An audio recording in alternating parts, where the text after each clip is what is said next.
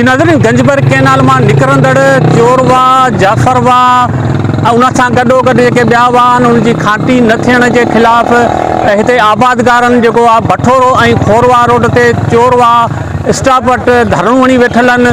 असां हिननि खां वधीक वीचार वठंदासीं त हिन जो चवणु छा आहे। जी जो ही जेको असांजो एहतजाज आहे उहो चोरवा नाली जी मुकमल खाटी न थियण जे ख़िलाफ़ आहे। जेके ज़मीनदार गॾु थिया ही वाह तक़रीबन 7-8 सालनि खां रुॻो काग़ज़नि में खाती थींदो आहे।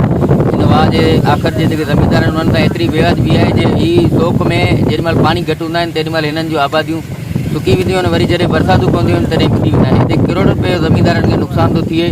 असीं आला अख़्तियारनि खां ऐं ड्रेनेज जे चीफ खां इहो मुतालबो थो करियां ऐं चीफ मिनिस्टर मुराद शाह खां मुतालबो थो करियां चोरवा वाह जी खाटी कराए। हाल आहे 6-7 सालनि खां वठी काग़ज़नि में खाटियूं आहिनि ऐं असांखे कॾहिं बि खाटी थी न मिली आहे। असां दारोगे खे चयो आहे ऐं चीफ ॾांहुं बि माना असां आगाह कयो आहे, तॾहिं बि असांजी चोरवा जी खाटी नथी थिए। असांखे हिते ज़मीनदारनि खे पुछड़ वारनि खे किरोड़नि जा नुक़सान थी विया आहिनि।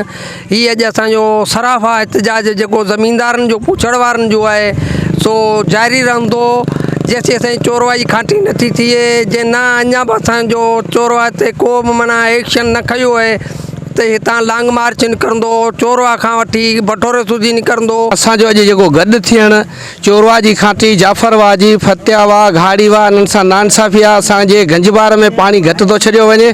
जेको असांजो गंजबार जो गेज मुकमल न आहे उनजे करे इहा सूरत हाल पेश थी आहे। ॿिए नंबर जी ॻाल्हि त असांजूं खाटियूं 5 सालनि खां कोन थियूं आहिनि। असांजो मुतालबो वज़ीर आला सिंध साईं मुराद अली शाह आपाशी वज़ीर जेको असांजो जाम खान शोरो आहे, असांजो चीफ सिंध जेको आहे ऐं चीफ इंजीनियर ऐं एसीअ खां मुतालबो आहे त जल्द खां जल्द खाटी कराए असांजे आबादगारनि जी परेशानी ख़तमु कई वञे। ॿियनि ज़मीनदारनि सां असीं गॾु हिते वेठल आहियूं जंहिंमें जाफरा जा बि आहिनि, चोरवा जा बि आहिनि। असांजे हिननि ॿिन्हिनि शख़्सनि जी हालत तमामु ज़बूं आहे जंहिंमां पाणी नथो अचे। हींअर जेके 2-टे वार आया आहिनि त उन में पोछड़ ताईं महदूद कोन पुॻा ऐं असांजा चेटनि खे बि पाणी कोन मिली सघियो। चौपाए माल जो गाहु हो उहो बि असांजो सुकी वियो।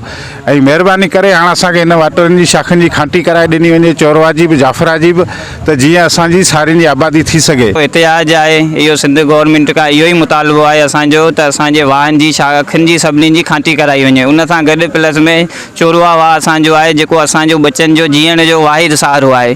असांखां सभु गवर्नमेंट हक़ खसे वरिता आहिनि पर इहो जाइज़ मुतालबो आहे असांजो। महिरबानी करे असांखे चोरवा जी खाटी कराए ॾिनी वञे। असां एहतजाज जेको असां ज़मीनदार जो आहे असीं चोरवा वाह जी खाटीअ लाइ करे वेठा आहियूं। 10 साल थिया आहिनि त असां खाटी असांजी चोरवा खे आई करे। चोरवा जी हालत ॾिसो, चोरवा जी पॉलिसी ॾिसो, पुछड़ वारे ज़मीनदार सां कहिड़ो ज़ुल्म आहे। कैमरा टीम सां गॾु करीमदास चांडियो, मेहरान टीवी न्यूज़ मीरपुर भठोरो।